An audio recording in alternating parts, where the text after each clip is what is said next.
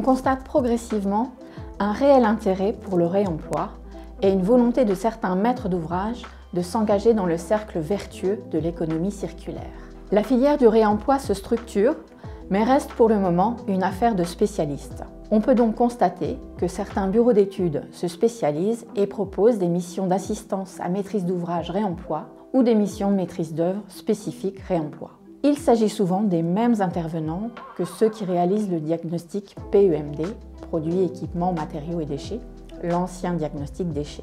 Il s'agit du diagnostic obligatoire pour certains bâtiments qui sont destinés à la démolition ou qui font l'objet d'une rénovation significative.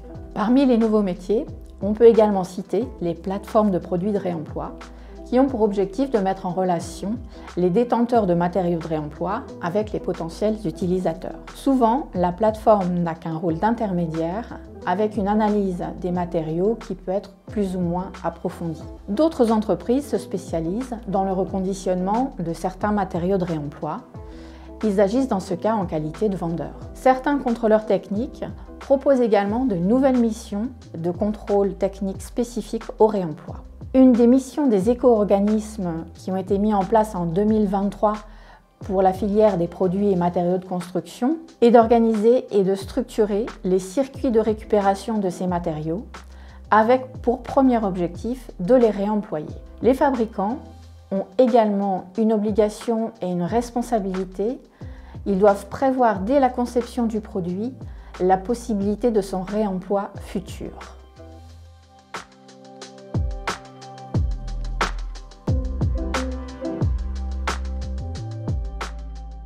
L'assureur doit être associé dès la réflexion d'un projet de réemploi. La relation avec son assureur est basée sur la confiance et le partenariat. Il est donc important de le contacter au plus tôt pour échanger sur le projet, le mode opératoire et les caractéristiques techniques de l'opération. Il est important de retenir que le réemploi de produits de construction n'entre pas encore dans le cadre de ce que l'on appelle la technique courante, c'est-à-dire qu'il ne relève pas automatiquement des garanties de base de votre contrat d'assurance RC décennale.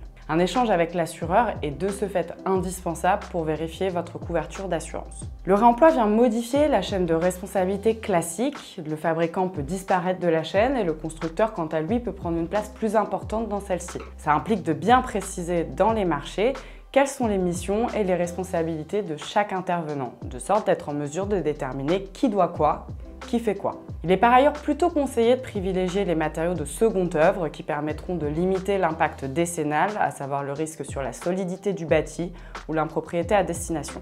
Enfin, le réemploi implique, et c'est l'une des étapes essentielles, que dès la conception d'un projet de réemploi, on soit en mesure de qualifier les produits et les aptitudes d'emploi par rapport au nouvel usage de celui-ci. Il doit conserver des performances qui vont lui permettre de servir son usage pendant 10 ans à compter de la réception.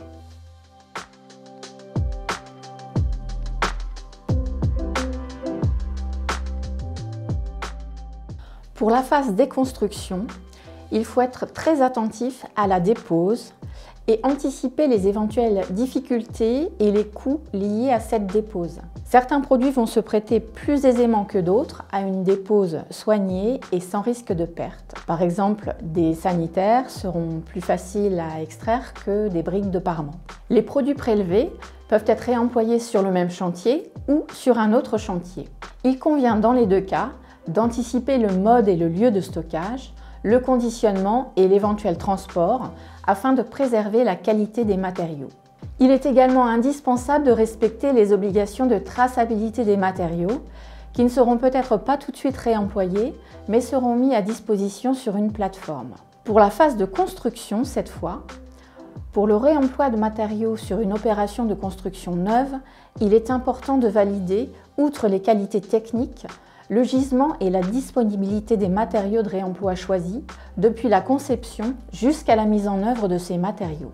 Il est également indispensable de valider avec le maître d'ouvrage les inconvénients inhérents au réemploi. Par exemple, des moquettes ou des sanitaires qui pourront être de couleurs différentes en fonction des étages. L'entreprise qui va réaliser la mise en œuvre des matériaux de réemploi sur l'ouvrage neuf sera la dernière dans la chaîne des responsabilités et que les matériaux soient fournis par le maître d'ouvrage directement ou par ses soins, elle se doit dans les deux cas de respecter son obligation de conseil.